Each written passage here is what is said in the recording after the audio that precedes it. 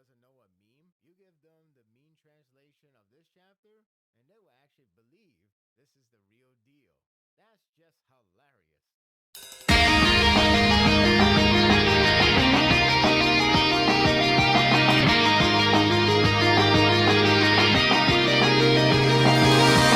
With the series' popularity continuing to grow remarkably, same cannot be said for Tanjiro's condition. Everyone threw their life away to save Pillars, but it was too late for one.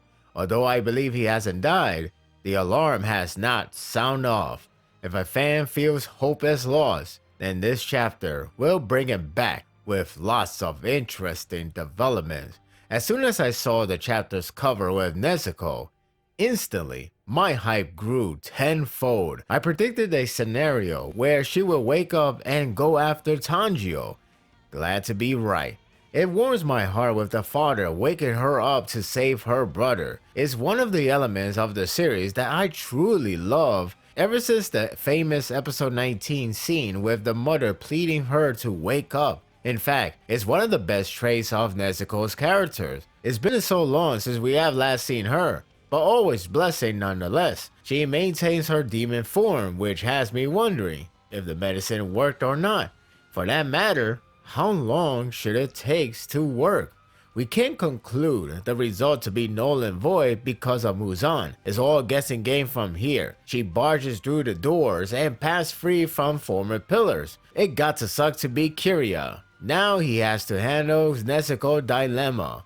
Or perhaps not, as he's pondering why she ran off. He's ready to give order to stop her, but his father's spirit reaches to his shoulders to stop him in the utmost polite manner. He tells him to allow Nezuko to proceed as she pleases, for it is all right. Even in afterlife, he has ways with words to warm anyone's heart. It's heartwarming with the spirit touch, literally, is more so with Kirya ordering them to let go because the father wishes them. The tears got to me. Amazing how much Croc-sensei has done to his character in a manner of an arc. I wish the best for him and his sisters. Nezuko runs off incredibly fast with her father guiding her spiritually. That small detail is so nice. She jumps off the cliff. She jumps off the cliff at a great height, and Sakonji can't keep up. Again, the thought of her remaining as a demon is concerning on the medicine effect. Whether it takes a while or not, at least she can save her brother in the meantime. It would be terrifying once Muzan sees her, but let's remain hopeful for now. Seriously, we have to, because Tanjiro looks awful. Back to the battlefield. He is alive, but the poison is kicking in hard. Although the action resumes the intensity, the sight of Tanjiro's condition is distressing. The later panel shows the effect growing worse with his left eye area beginning to burst like a balloon. To make matter worse, the three pillars can't keep up with Muzan. It's still crazy that Giyu is fighting with a broken katana. At least he's aware that he needs a new one to have some advantage. It gets even worse when all three take a bad slash. I assume Konroji got poisoned or at least got hurt the worst, since the cut looks more fatal compared to others, so she suffers quickly. She doesn't want any help, ready to die with her last words for them to save themselves. I'm very convinced that Croc-sensei is toying my emotion, and it is super effective. The damn paneling made this moment nerve-wracking as hell. The page ends before the outcome, so I was horrified to turn the damn page. Thank God, it turns out to be rewarding. Satisfaction guaranteed. Konroji is saved by a ball. That's when I knew this chapter has become amazing. At last, Himashima has arrived at a hell of a time. Hilarious to see her weeping in the background, while he is in front looking complete badass. A great panel for a great save. I like the fact that technically, her wish came true. If you recall 2 chapters ago, she wished for him to hurry up and help out. Lo and behold, here he comes to save the day, saving her life no less. A nice detail to appreciate. His entry would only be topped by another badass. Himashima's appearance could only mean Sanami is around. My word. What a badass entry to boot. Sonami stabs Muzan right behind his face, slashing him in half like a madman. Actually, that's exactly accurate.